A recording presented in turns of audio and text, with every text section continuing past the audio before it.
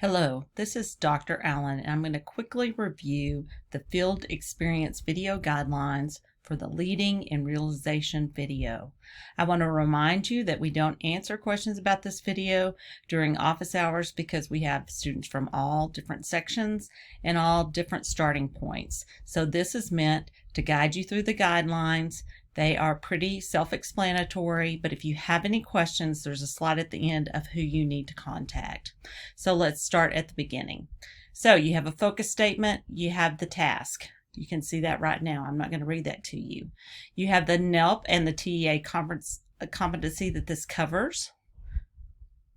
You have some key terms. So if you don't know what it means, come back to these key terms and look at it.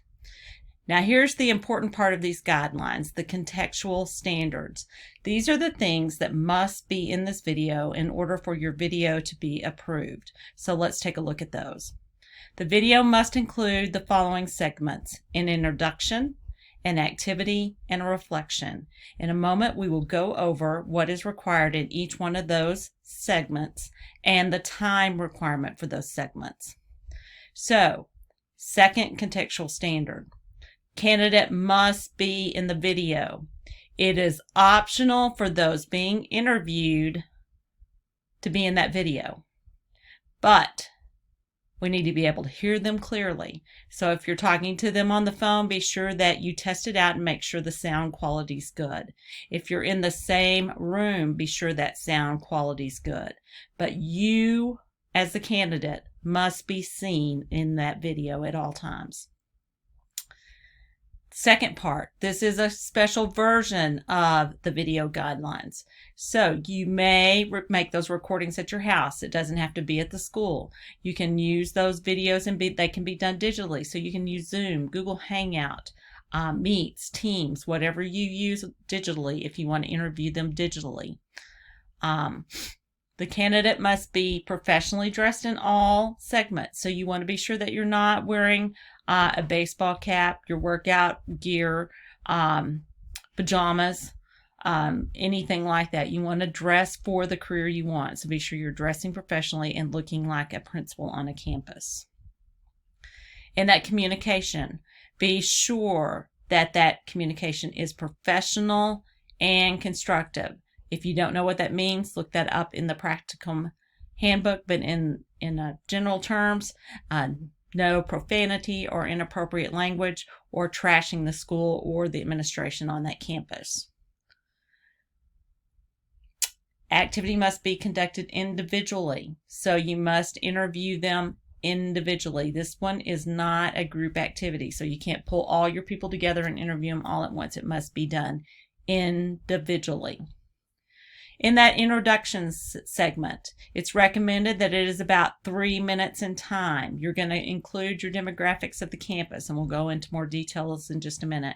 The activity segment needs to be a minimum time requirement of 35 minutes. That does not mean that each of your interviews needs to last 35 minutes. What that means is the total of all your interviews is at least 35 minutes. If you can't figure that out, there's a great app called Hours and Minutes that will add that up for you.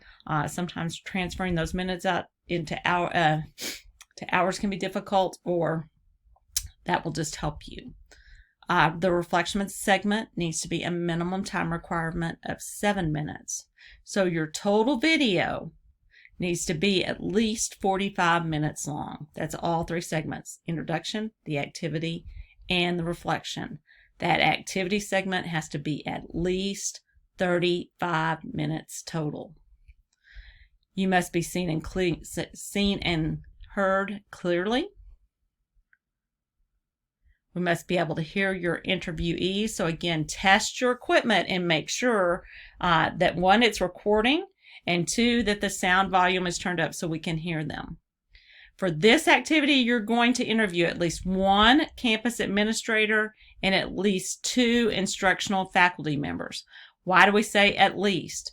Remember, your total interviews need to equal 35 minutes. So if you don't have 35 minutes, choose either another teacher or another administrator to get that total of 35 minutes. You're going to upload it into UJA which is your My Media account in Blackboard. So let's look at that introduction again. We talked about it needs to be about 3 minutes. You're going to introduce yourself briefly. You're going to talk about the demographics. So if you're in Texas, you're going to pull that TAPER report. It's going to give you all that information. If you're in another state, ask your mentor to help you with those demographics.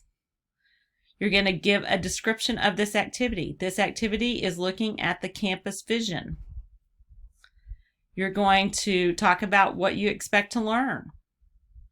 And then you're going to talk about your discussion with your mentor about how you prepared for this activity. For the activity segment, remember, we have to see you in this video. It's going to be done individually, and your individual interviews are going to total at least 35 minutes. So, again, you're going to dress professionally.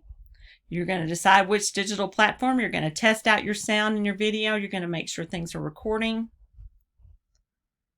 You're going to make sure that you have a secure internet site that is working and it's not spotty.